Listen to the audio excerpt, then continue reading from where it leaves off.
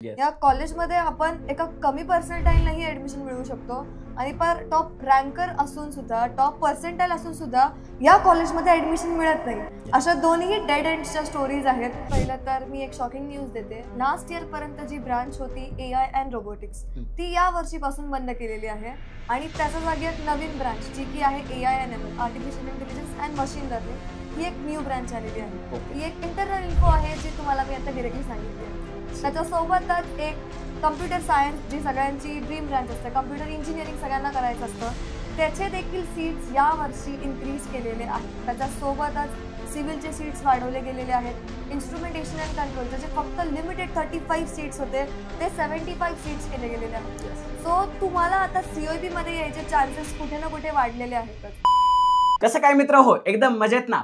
तर MST सीईटीचा result आलेला आहे आणि सगळ्यांचं ड्रीम कॉलेज असणारं सीओईपी अर्थातच कॉलेज ऑफ इंजिनिअरिंग पुणे या कॉलेजबद्दल सगळ्यांना जाणून घ्यायचंय, सगळ्यांना या कॉलेजमध्ये जायचं आहे, सगळ्यांचं ड्रीम कॉलेज आहे। याच कॉलेजबद्दल आज आपण खडा माहिती करून घेणार आहोत। त्याच कॉलेजच्या विद्यार्थिनी अर्थातच हर्षाली भंडारी यांच्यासोबत चर्चा करून। हर्षाली, तुझं खूप खूप स्वागत आहे। Thank you sir. यस, तर हर्षाली ही सीओईपीची विद्यार्थिनी आहे आणि आज आपण सीओईपी बद्दल अशा काही गोष्टी जाणून घेणार आहोत। हर्षाली, आज आमच्या व्हिडिओमध्ये तुझं खूप खूप स्वागत वेदांत महाराष्ट्राच्या सर्व विद्यार्थी मंडळीकडून। पण एक लक्षात ठेवायची गोष्ट आहे, या व्हिडिओमध्ये आपल्या कॉलेजबद्दल चांगलं सांगायचं नाही, रियालिटी सांगायची, बरोबर आहे? कारण हे सगळे ज्युनियर्स नंतर तुझ्या कॉलेजला येणार आहे आणि जर नंतर तुझ्या या कॉलेजला तू त्यांना भेटली आणि तू जर चुकीचं सांगितलेलं असतं मग काही खरं नाही, बरोबर आहे? तर सीओईपी बद्दल आपण जाणून घेऊया। महाराष्ट्रातलं टॉप कॉलेज आहे सीओईपी, अर्थातच खऱ्या अर्थानं सगळ्याच गोष्टीबद्दल नावाजलेलं असतंय। तुला काय वाटतं, या कॉलेजमध्ये ऍडमिशन घेऊन तुला काय फील होतंय? सो फर्स्ट ऑफ ऑल तर जसं की सर्वांचं जे ड्रीम कॉलेज असतं तसंच माझंही कुठे ना कुठे ड्रीम कॉलेज सीओईपीच होतं आणि ड्रीम ब्रांच जी मला हवी होती ती ब्रांच सुद्धा मला मिळाली। So I am very thankful for my college first of all, कारण की आता आपण कॉलेजबद्दल बोलणार आहोत, हे फॅकल्टीजही बघतील, स्टुडंट्सही बघतील। So this is my dream college. But या कॉलेजच्या खूप साऱ्या गोष्टी आहेत, जसं की प्लेसमेंट रेकॉर्ड झालं, अकॅडमिक्स झालं, एक्स्ट्रा करिक्युलर ॲक्टिव्हिटीज झाल्या, वेगळ्या अपॉर्च्युनिटीज झाल्या, पर्सनल डेव्हलपमेंटचे जे वेगळे स्किल्स झाले ते झालं आणि त्याच्यासोबतच फॉर बिईंग अ एंटरप्रेन्योर और for being a salaried placement person और for being a soft skills person हे कॉलेज आपल्याला कसं अपलिफ्ट करतं। आणि या कॉलेजमध्ये ॲडमिशनची जी स्टोरी असते ना ती प्रत्येकाची एक खूप फेमस स्टोरी असते। या कॉलेजमध्ये आपण एका कमी पर्सेंटाईलनेही ॲडमिशन मिळवू शकतो आणि पर टॉप रँकर असून सुद्धा टॉप पर्सेंटाईल असून सुद्धा या कॉलेजमध्ये ॲडमिशन मिळत नाही। अशा दोन्ही डेड एंड्सच्या स्टोरीज आहेत, कारण की मागील मी खूप वर्षांपासून काउन्सिलिंगही करते। सो मला माहिती आहे की बेस्ट टू बेस्ट पर्सेंटाईलवाल्यांनाही ते कॉलेज अलॉट होत नाही आणि कुठे ना कुठे साधारणतः 84 पर्सेंटाईलमध्ये पण सीओईपीचे ENTC आपण क्रॅक करू शकतो, इथपर्यंतही जातं। सो या कॉलेजचा जो रेकॉर्ड आहे टोटली तो खूप अमेझिंग आहे आणि जी हिस्ट्री आहे किंवा जी स्टोरी असते प्रत्येक इंजिनिअरची जो पण या कॉलेजमध्ये येतो त्यांची एक खूप अमेझिंग स्टोरी असते। सो आपण इन डिटेल या कॉलेजबद्दल पूर्णपणे जाणून घेणार आहोत। तर सगळ्यात महत्त्वाचा प्रश्न आहे, ज्यांना खूप जास्त पर्सेंटाईल आहे त्यांना तर हे कॉलेज भेटणार आहे, पण आता एक तू भीतीदायक वाक्य दाखवलंस की जास्त पर्सेंटाईल असून देखील कॉलेज भेटू शकत नाही, बरोबर आहे? म्हणजे त्या अडचणी आहेत आणि त्या अडचणीवर आपल्याला मात करायची आहे। या व्हिडिओच्या शेवटी आम्ही तुम्हाला अशी एक गोष्ट सांगणार आहोत ज्या माध्यमातून तुम्हाला बेस्ट पर्सेंटाईल असून सुद्धा ते कॉलेज कसं मिळवायचं आणि कमी पर्सेंटाईल असताना सुद्धा स्पॉट राऊंडच्या माध्यमातून किंवा वेगवेगळ्या अशा काही टेक्निक्स हर्षाली तुमच्यासोबत शेअर करणार आहे, ज्या टेक्निक्सच्या माध्यमातून तुम्ही हे कॉलेज मिळवू शकता, परंतु व्हिडिओच्या सगळ्यात शेवटी। त्यामुळे हा व्हिडिओ तुम्हाला सगळ्यात शेवटपर्यंत बघावा लागेल आणि सगळ्यात महत्त्वाचं तुमच्यासाठी एक बेस्ट सरप्राईज आम्ही आणला आहे। येस, हर्षाली दीदी पूर्णपणे या काउन्सिलिंगमध्ये तुमच्या सोबत असणार आहे। तुम्हाला काहीही अडचण असेल तुम्ही प्रश्न विचारू शकता, कारण आता तीच तुम्हाला सगळ्यांची दीदी आहे, सगळ्यांची सिनियर आहे आणि आता तिचं कर्तव्य होतं की तुम्हाला सगळ्यांना मार्गदर्शन करणं, बरोबर आहे? आता आपण येऊ अगदी एमएसटी सीईटीचा रिझल्ट लागलेला आहे, विद्यार्थ्यांना त्यांचे पर्सेंटाईल समजलेले आहेत, बरोबर आहे? आता सगळे गोंधळात पडलेले आहेत, बरोबर आहे? की आता पुढे काय, तर याचं उत्तर काय आहे? सो आता पुढे काय, तर पुढे खूप साऱ्या गोष्टी आहेत। सगळ्यात पहिलं तर या वर्षीचा एक प्रकारे स्कॅम मी बोलेल। सीईटीच्या रिझल्ट्समध्ये खूप मोठे ग्लिच आलेले आहेत। मोर दॅन 100 मार्क्सच्या स्टुडंट्सला देखील 26 पर्सेंटाईल आहे, जे की लिगली पॉसिबलच नाही आहे। कुठल्या तरी एका सब्जेक्टमध्ये तरी चांगले मार्क्स मिळवलेले असतील त्याचा पर्सेंटाईल अबव 90 तर जाणारच आणि 100 मार्क आणून नाही जरी म्हणलं तिन्ही सब्जेक्ट्समध्ये ॲव्हरेज जरी असले तरी कुठे ना कुठे 85% आपण ॲट एनी कॉस्ट क्रॉस करतोच म्हणजे करतो. सो सगळ्यात मोठा प्रॉब्लेम हा आहे की या वर्षीच्या रिझल्टमध्ये एक खूप मोठा ग्लिच आलेला आहे आणि या ग्लिचला तुम्ही कसं फेस करायचं, जर या गोष्टीचं जर तुम्हाला उत्तर हवं असेल तर तुम्ही प्लीज आमच्यापर्यंत रीच आउट व्हा. तुमचे रिझल्ट शेअर करा. तुमची आन्सर की जर तुम्ही डाउनलोड केलेली असेल तर बेस्ट आहे. इफ नसेल डाउनलोड केलेली तर तुम्हाला तुमचे मार्क्स तर तुम्ही कॅल्क्युलेट केलेलेच आहेत. जे खूप सारे स्टुडंट्स मिस्टेक करतात की मार्क्सच कॅल्क्युलेट नाही करत भीतीमुळे, ते कुठे ना कुठे आता त्यांना ड्रॉबॅक भेटणारच आहे. तुम्ही मार्क्स डाउनलोड करून ठेवणे, त्यांना कॅल्क्युलेट करणे हा एक खूप क्रुशियल आणि इम्पॉर्टंट स्टेप असतो. जे पण आपण सुरुवातीपासून रिपीट करतो की मार्क्स कॅल्क्युलेट करा, घाबरू नका, जे पण असेल पुढे फेस करता येतं, आपल्याला सोल्युशन्स काढता येतात. इवन इफ तुम्ही मार्क्स डाउनलोड नाही केलेले आहेत, तुम्ही कॅल्क्युलेट जरी केलेले असाल किंवा even if you are sure की तुम्हाला लाईक अबव्ह काही ना काहीतरी मार्क्स तुम्हाला मिळतात, but result is not according to your will किंवा कुठे ना कुठे ±5 मध्ये जर तो नसेल, म्हणजेच की तो एक ग्लिच आहे. तुम्ही तुमचा रिझल्ट, तुमची शिफ्टची डेट आणि तुमची शिफ्ट म्हणजे मॉर्निंग शिफ्ट होती का आफ्टरनून शिफ्ट होती ती शिफ्ट देऊ शकता. माझी जी वेबसाईट आहे HB एज्युकेशनल फर्म, त्याच्यामध्ये आपण त्यांचा रिझल्ट प्रिडिक्ट करू शकतो. सब्जेक्ट वाईज आपल्याला मार्क्स टाकायचे आहेत, शिफ्ट सिलेक्ट करायची आहे, मॉर्निंग शिफ्ट आहे का आफ्टरनून शिफ्ट आहे ते सिलेक्ट करायचं आहे. त्याच्याने तुमचं एक राऊंडेड ऑफ पर्सेंटाइल प्रिडिक्ट होईल, ज्याच्यामध्ये ±2चाच एक डिफ्लेक्ट आहे. आतापर्यंत आपण जितके पण पर्सेंटाइल्स प्रिडिक्ट केलेले आहेत ते exactly up to the point तेवढे झालेले आहेत जितक्याही स्टुडंट्स. ओके, जर हा ग्लिच तुमच्या देखील म्हणजे मार्क्समध्ये आहे, पर्सेंटाईलमध्ये आहे, तर तुम्ही वेबसाईटच्या माध्यमातून तर क्लिअर करू शकताच. त्याच्यासोबत तुम्हाला काहीही अडचणी असतील, डिस्क्रिप्शनमध्ये एक गुगल फॉर्म दिलेला आहे. या गुगल फॉर्ममध्ये तुम्ही तुमचे प्रश्न मांडू शकता आणि त्याच्यासोबतच रिझल्ट लागलेला आहे. It's time to celebrate our result. Yes, तुम्ही खूप मेहनत केलेली आहे, तर हा रिझल्ट आमच्यासोबत सेलिब्रेट करण्यासाठी गुगल फॉर्म एक दिलेला आहे. तो गुगल फॉर्म तुम्हाला भरायचा आहे. आणि जर तुम्हाला काहीही प्रश्न असतील जे हर्षाली दिदीला तुम्हाला विचारायचे असतील, मला विचारायचे असतील आणि वेदांतूच्या टीम सोबत कनेक्ट करायचं असेल तर गुगल फॉर्म नक्की फिल करा आणि तुमचे प्रश्न विचारा. आता याच्या पुढे येऊया. ऍडमिशन प्रोसेस काही दिवसामध्ये स्टार्ट होईल, बरोबर आहे. विद्यार्थ्यांच्या मनामध्ये खूप सगळे प्रश्न आहेत. या सगळ्या प्रश्नांबद्दल आपण एक नवीन व्हिडिओ तयार करणार आहोत. तो व्हिडिओ देखील तुम्ही नक्कीच बघा. येस, सगळ्या काउन्सिलिंग प्रोसेसमध्ये आम्ही तुमच्या सोबत असणार आहोत. आता सगळ्यात महत्त्वाचं, COEP मध्ये किती ब्रँच आहेत आणि कोणत्या कोणत्या? आता सर्वात पहिलं तर मी एक शॉकिंग न्यूज देते. लास्ट इयर पर्यंत जी ब्रांच होती AI अँड रोबोटिक्स, ती या वर्षीपासून बंद केलेली आहे आणि त्याच्या जागी एक नवीन ब्रांच जी की आहे AI and ML, artificial intelligence and machine learning, ही एक न्यू ब्रांच आलेली आहे.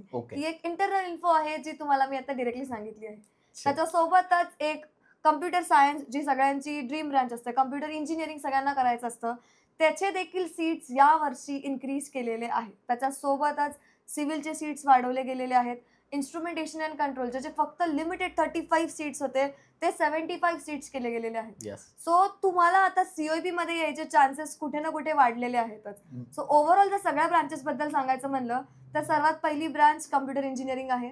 त्याच्यानंतर AI/ML आहे, इलेक्ट्रॉनिक्स अँड टेलिकम्युनिकेशन आहे, इलेक्ट्रिकल इंजिनिअरिंग आहे, इन्स्ट्रुमेंटेशन अँड कंट्रोल इंजिनिअरिंग आहे, मेकॅनिकल इंजिनिअरिंग आहे, मॅन्युफॅक्चरिंग इंजिनिअरिंग आहे, सिव्हिल इंजिनिअरिंग आहे, मेटलर्जी इंजिनिअरिंग आहे. हे सगळे आपले इंजिनिअरिंगचे ब्रांचेस आहेत जे की आपल्या COEP मध्ये अवेलेबल आहेत. येस, तर बघा काही गुड माहिती सुद्धा COEPच्या या जेम्स कडून तुम्हाला भेटलेली आहे. तर व्हिडिओ फक्त तुमच्यापर्यंत ठेवू नका, ही माहिती तुमच्यापर्यंत ठेवू नका, तुमच्या सगळ्या मित्रांना शेअर करा ज्यांचं ड्रीम कॉलेज आहे COEP. येस, चला बघा, आता इथून पुढचा प्रश्न आहे. सपोज आपल्याला COEP मध्ये ऍडमिशन भेटलं, बरोबर आहे, 4 वर्ष आपली इंजिनिअरिंग होतील, जॉब लागेल का तिथून पुढे? एक्झॅक्टली. आता COEP आणि प्लेसमेंट हा एक खूप मोठा प्रश्न आहे. COEPचं प्लेसमेंट सायकल जे असतं त्यांचा एक क्रायटेरिया असतो, म्हणजे कंपनीजचा क्रायटेरिया. असं नाही की COEP ना स्वतः हे क्रिएट करायचं आहे. ऑलमोस्ट जितक्या पण कंपनीज येतात 99% कंपनीजचे 2 क्रायटेरिया असतात. पहिला क्रायटेरिया आहे की you shouldn't have any backlog. So जेही स्टुडंट्स असंच डायरेक्टली येतात COEP मध्ये आणि असं त्यांना वाटतंय की आता पुढचे 4 वर्ष तर काय मज्जाचं आहे, काही अभ्यासाचं टेन्शन नाहीये, तर COEP is very strong academics wise. IIT बॉम्बेच्या सिलेबसला ते इझिली टफ मारतं. SPPUचा सिलेबस आणि जर आपण COEPचा सिलेबस कम्पेअर केला तर SPPUचा syllabus is very very very easy. It is not even 10% of COEP syllabus. So जर तुम्हाला बेस्ट कॉलेजमध्ये जायचं आहे तर तेवढं बेस्ट तुम्हाला बनावं लागेल, तरच तुम्ही तिथे सर्व्हाइव्ह करू शकता, नाहीतर तुम्ही तिथे येऊन त्या कॉलेजला नावच ठेवणार. सो कॉलेजचा जसा ब्रँड नेम आहे तसंच कॉलेज तुम्हाला मोल्ड करतं. It's simple. So you can't blame the college, you should blame your self जर तुम्ही तिथे सर्व्हाइव्ह नाही करू शकले तर. येस. सिम्पल आहे. तर आमचे प्रिय विद्यार्थी खरंच खूप छान आहेत, बेस्ट आहेत आणि ते तुमच्या कॉलेजमध्ये येऊन एकदम बेस्ट करतील. बरोबर आहे. Exactly. प्लेसमेंटचा जो रेशो आहे तो कसा आहे आणि यावर्षीचं सगळ्यात हायेस्ट पॅकेज आणि ॲव्हरेज पॅकेज कितीचं आहे? ओके, सो ओव्हरऑल जे प्लेसमेंट्समध्ये 2 क्रायटेरियाज होते. पहिला आहे की नो बॅकलॉग आणि बऱ्यापैकी सगळ्या कंपनीचा एक क्रायटेरिया असतो की 7 और 7.5च्या वरती CGPA मेंटेन ठेवायला लागतो, at least for the top companies. त्याच्यासोबत नंतरनं जर आपण टॉप प्लेसमेंट बघायला गेलो तर जसं की मागच्या वर्षी टॉप प्लेसमेंट मॅन्युफॅक्चरिंग इंजिनिअरिंगची होती, जी की होती 87 लाखची, जे अनएक्सपेक्टेड होतं. CS पेक्षा जास्त प्लेसमेंट मॅन्युफॅक्चरिंग इंजिनिअरिंगला होती. So it is a demanding branch of the future. Yes. आपण म्हणतो की CS, पण जेन्युइनली त्याच्यामध्ये इंटरेस्ट आहे का, हा प्रश्न एक खूप मोठा पॉईंट आहे. सो जिथं इंटरेस्ट असतं तिथे मॅक्झिमम पॅकेजेस आपण इझिली क्रॅक करू शकतो, ही गोष्ट आपल्याला इथून दिसते. त्याच्यासोबतच आता हायेस्ट पॅकेजेस बद्दल बोलायला गेलो, already placement cycle on going आहे. सो हायेस्ट पॅकेज मी तुम्हाला डिस्क्लोज नाही करू शकणार by the privacy policies of college, but हा ऑन अन ॲव्हरेज जे पॅकेजेस ओव्हरऑल सगळ्या ब्रांचेसचे जरी मी तुम्हाला सांगायला गेलं, on an average 10 lakhs easily cross करतो कॉलेज, इझिली. ओके. तर आता इथून पुढचा प्रश्न आहे तो सगळ्यात महत्त्वाचा म्हणजे विद्यार्थी इथे येतील. बरोबर आहे. तर एक नवीन स्कीम असं मी ऐकली होती की विद्यार्थिनींसाठी यावर्षी फीस माफ असणार आहे किंवा फीस स्ट्रक्चर काय आहे COEPचं? खूप जास्त फीस आहे की मिडियम फीस आहे? नेमकं फीस स्ट्रक्चर कसं आहे? Okay, so as it is a government college, fee structure government कॉलेजच्या दृष्टिकोनानेच असणार आणि स्वतःची सेल्फ युनिव्हर्सिटी झाल्यामुळे फीजमध्ये वाढ केलेली आहे, but of few thousands, like 10 to 20,000 पेक्षा जास्त फीस वाढवली गेली नाहीये. ओके. जे पण ओपन कॅटेगरीनी ऍडमिशन घेणार आहेत, ओपन स्टेट कॅटेगरीनी म्हणजे CET मार्फत जर तुम्ही ऍडमिशन घेणार असेल तर साधारणतः 1 lakh to 1,25,000 फीज असेल. जर तुम्ही ऑल इंडिया कोटा म्हणजे JEE जर ऍडमिशन घेणार असाल साधारणतः 1.5 लाखाच्या आसपास तुमची फीज असेल. इफ तुम्ही तुमच्या कॅटेगरीनुसार जर ऍडमिशन घेणार असाल तर तिथे तुम्हाला फीज बेनिफिट होईल. लाईक SC/SC साठी कुठे ना कुठे 3,500 फीज असते, OBC साठी वेगळी फीज असते, EWS साठी वेगळी फीज असते. सो कॅटेगरीनुसार पण फीज मध्ये आपल्याला बेनिफिट्स मिळतात. येस. ओके. आता आपण MSTCT कॅप राऊंड थ्रू जाणार आहेत. बरोबर आहे. आणि जोसा काउन्सिलिंग थ्रू पण जाणार आहेत. तर MSCT काउन्सिलिंगसाठी जनरल कॅटेगरीसाठी मॅक्झिमम किती पर्सेंटेज असायला हवे? सो जर तुम्ही ओपन कॅन्डिडेट आहात, इफ अजून एक गोष्ट, इफ तुम्ही ओपन मेल कॅन्डिडेट आहात, फिमेलचे सीट्स रिझर्व्ड वेगळे असतात. ओके. सो जी ओपनचा हा जो फील्ड आहे तो फक्त बॉईजलाच सीमित नसतो, ते सीट्स मेल्स फिमेल्स कोणीही घेऊ शकतो. त्याच्यासोबतच एखादा जर कॅटेगरीचा स्टुडंट आहे तो पण ती सीट इझिली घेऊ शकतो. असं गरजेचं नाही की त्यांनी त्याची कॅटेगरीची सीट्सच घेतली पाहिजे. सो सगळ्यात पहिला जी ओपनचा कोटा जो असतो तो फील होतो, even if you are a category person. आणि जर तुम्हाला ऍडमिशन घ्यायचं आहे, जी ओपन मध्ये पण जागा आहे आणि तुमच्या जी सपोज SC मध्ये पण जागा आहे, सो याच्या आधी हे फील होणार. ओके. सो कुठे ना कुठे जे मेल कॅन्डिडेट्स आहेत आणि जे ओपनचे आहेत त्यांना एक खूप मोठा ड्रॉबॅक आहे आणि त्याच्यासाठीच तुमचे जे CS चे कट ऑफ्स किंवा कुठल्याही ब्रांचचे जरी कट ऑफ्स बघायला गेलं साधारणतः 99च्या वरतीच क्लोजिंग असते. ओके. येस. ठीक आहे. आणि जोसा काउन्सिलिंग मध्ये किती पर्सेंट आहे? सो जोसा म्हणण्याऐवजी JEE मध्ये आपल्याला जर तुम्हाला टॉप ब्रांचेस हवे असतील लाईक मेकॅनिकल ऑनवर्ड्स और इवन इफ तुम्हाला मॅन्युफॅक्चरिंग, मेटलर्जी, सिव्हिल याही ब्रांचेस जरी हवे असतील तरी साधारणतः तुम्हाला 95च्या अराउंड जरी तुम्हाला पर्सेंटाईल असले तरी सुद्धा चान्स असतो की तुम्हाला COP भेटेलच. येस. तर आपण काही रॅपिड फायर क्वेश्चन्स करूया. येस. फास्ट आन्सर द्यायचे तुम्हाला. Yes. COEP VGT. COEP. Best branch. Best branch manufacturing. Best faculty of the college. Best faculty तसे तर खूप आहेत, बट माझ्या हिशोबाने माझे EGDचे जे सर होते, डाळे सर, ते. ओके. कॅम्पस कसा वाटतो out of 10 rate? Out of 10 11. 11. वाह, शाबास, क्या बात सो आहे. कॅम्पस मध्ये लाईक कशाचीच कमी नाही. गार्डन्स आहेत, म्हणजे आपल्याला पूल साईड जरी जायचं असेल, लेक साईड जरी व्ह्यू हवा असेल, बोट क्लब आहे, हव्या त्या सगळ्या गोष्टी. येस. ठीक आहे. आता तुम्ही सांगितलं कॅम्पस खूप छान आहे, मग आमच्या सगळ्या विद्यार्थ्यांची एक मागणी आहे की एक कॅम्पस टूर व्हायला हवी. अरे नक्कीच, डन. हे कॅम्पस टूर नक्कीच प्रत्येकाला मिळेल, ज्याच्यामध्ये कॉलेजच्या सगळ्या हिडन स्पॉट्स पासून ते सगळ्या बेस्ट स्पॉट्स पर्यंत आपण कव्हर करूयात. येस. तर आपण लवकरच कॅम्पस टूर सीओपीची घेऊन येणार आहोत हर्षाली दीदी सोबत, तर तोही व्हिडिओ तुम्ही पाहायला विसरू नका, बरोबर आहे.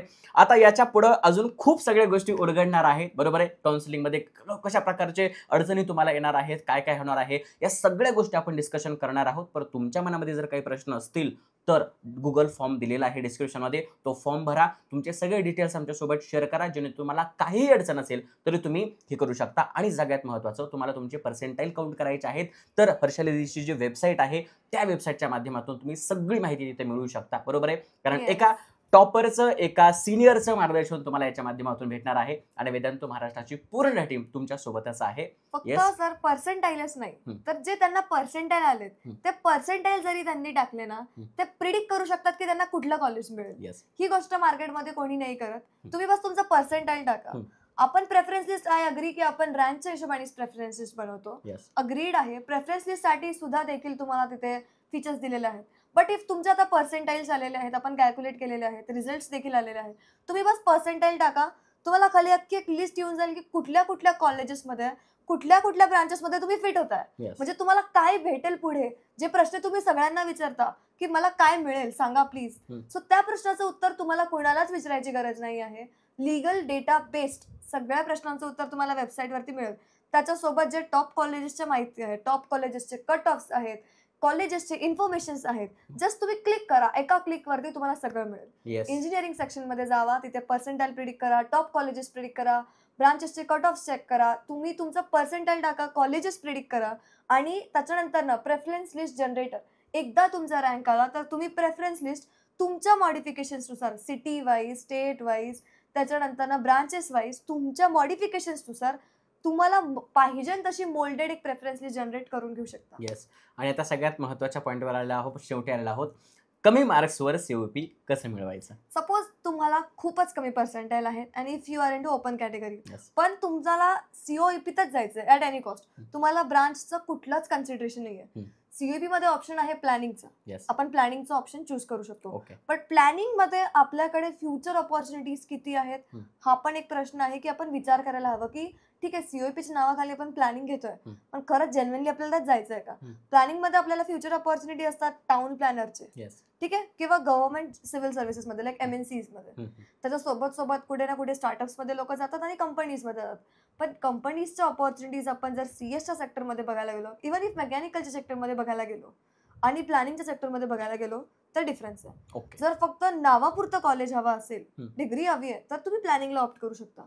बट जेन्युइनली आपल्याला माहिती आहे की आपल्याला इंटरेस्ट कशात आहे, पुढे करिअर कशात करायचं आहे, तर कुठे ना कुठे जर तुम्हाला कॉम्प्रोमाइज जरी करावं लागलंच कॉलेज, तर करून एका दुसऱ्या बेस्ट कॉलेजमध्ये, नॉट नंबर 1 बट नंबर 2 तर भेटू शकतं ना, नंबर 3, नंबर 4, टॉप 5 कॉलेजेसचे ऑलमोस्ट प्लेसमेंट्स इक्वली रन होतात ऑलमोस्ट. आणि हीच गोष्ट कुठे ना कुठे खूप सारे स्टुडंट चुकतात आणि खूप मोठे स्कॅम्सही देखील होतात. Like for example management quota.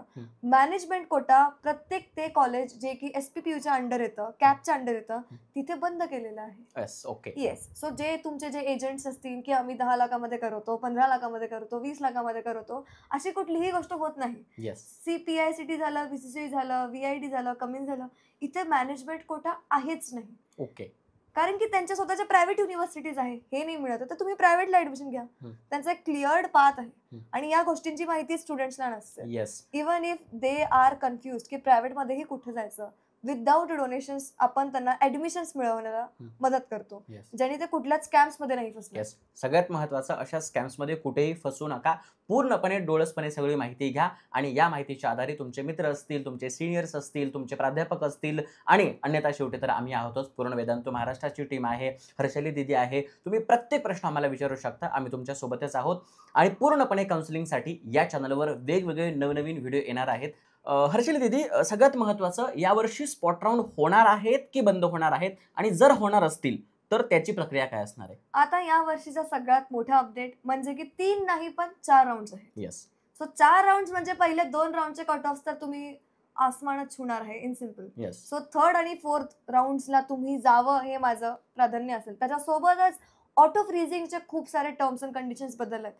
पहिले 6 ऑटो फ्रीज होणार आहेत इन 4th राऊंड, पहिले 3 ऑटो फ्रीज होणार आहेत 3rd राऊंड मध्ये, पहिले 2 इन 2nd राऊंड आणि पहिलाच option in your 1st round. कारण की 1st राऊंडला सगळ्याच कॉलेजचे कट ऑफ हाय असतात, सो फक्त फर्स्ट ऑप्शनच ऑटो फ्रीज होणार. आता याच्यासोबतच स्पॉट राऊंड सगळ्या कॉलेजेसमध्ये होणार, हम्म. कारण की कॉलेजेस त्यांच्या सीट्स वेकंट ठेवणार नाही. हम्म. जरी 3 नाही 4 राऊंड असले, कुठे ना कुठे थोडीफार कमी वेकन्सी असणार, पण वेकन्सीज मात्र नक्कीच असणार आणि स्पॉट राऊंड होणारच. हम्म. जे पण टॉप कॉलेजेस आहेत तिथे स्पॉट राऊंड होणार. आता स्पॉट राऊंड मध्ये का पार्टिसिपेट करावं? स्पॉट राऊंड मध्ये पार्टिसिपेट करायला कॅटेगरीची सीट कॅटेगरीलाच जाते. ओके. 5 दिवस एका कॉलेजेसचे स्पॉट राऊंड रन होतात. सो इवन इफ तुम्हाला कमी पर्सेंटाईल असेल आणि जर तुम्ही NRI कोटामध्ये सॅटिस्फाय होताय, NRI कोटा थ्रू सुद्धा तुम्ही स्पॉट राऊंड मध्ये टॉप ब्रांचेस मिळवू शकता.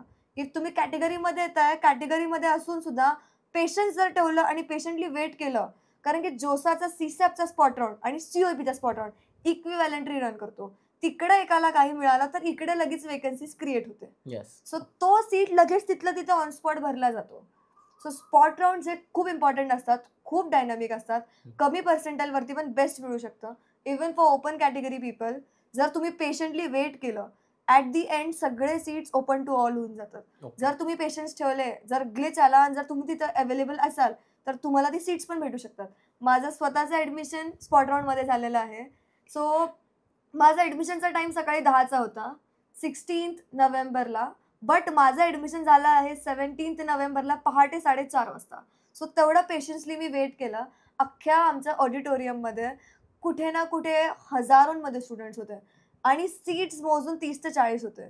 लाईक थाउजंड्स ऑफ स्टुडंट्स आहे ड्यू. आपण लास्ट स्टुडंट आहोत त्या ऑडिटोरियममध्ये. सो जे रँक क्लोजिंग होतं 6000 पर्यंतची रँकिंग क्लोजिंग होती. मी शेवटची होती. माझ्या मागं देखील होते बरेच, ते गेले. त्यांना होप्स तुटले की एवढे जण आहेत आपल्याला भेटणार नाही. सो ते गेले. संध्याकाळ होईपर्यंत गेले. हळूहळू स्टुडंट्स कमी होत गेले. ॲट दी एंड एक सीट राहिलेली आणि मी शेवटची होती. माझ्या मागेही होते, पण मी ती सीट घेऊन टाकली. येस, क्या बात आहे.